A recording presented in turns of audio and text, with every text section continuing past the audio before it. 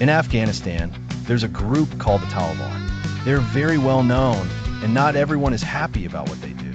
To understand how they came to be, we need to look a bit back in history. It all started in the 1970s when a big country called the Soviet Union decided to send its armies to Afghanistan. They wanted to help the government there, but the Afghan people didn't want this. Many Afghan fighters, known as the Mujahideen, stood up against the Soviet soldiers. Other countries, like the United States and Pakistan, helped the Mujahideen because they worried about what the Soviet Union was doing. After a long time, the Soviet soldiers left Afghanistan in 1989, but a problem arose. The Mujahideen, instead of working together, started fighting amongst themselves. This made Afghanistan a dangerous place, where people felt scared and unsafe. Out of this chaos came the Taliban. The word Taliban means students. They were religious students who mostly studied in Pakistan. Their leader was Mullah Omar, who wanted to bring peace by following a very strict form of Islamic law called Sharia.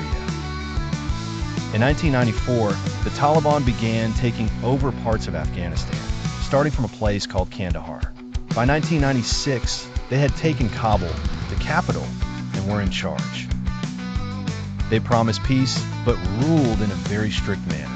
They told women they couldn't go to school or work, controlled what people wore, and banned music and TV. Not many countries were friends with the Taliban when they were in charge, but a few like Pakistan, Saudi Arabia, and the UAE did recognize them.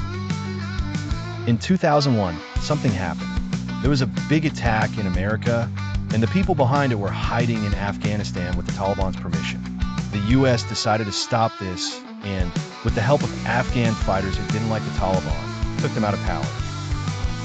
Even though the Taliban weren't in charge anymore, they didn't go away. They waited, trained, and fought from the shadows. In 2021, when the US decided to leave Afghanistan, the Taliban quickly moved in and took control again. Now, the Taliban are back in charge, and Afghanistan is facing a lot of problems. Everyone is watching to see what they will do next. Understanding this history is important to know how Afghanistan got to where it is today. It helps us see why it's important to have leaders who can keep peace without being too harsh.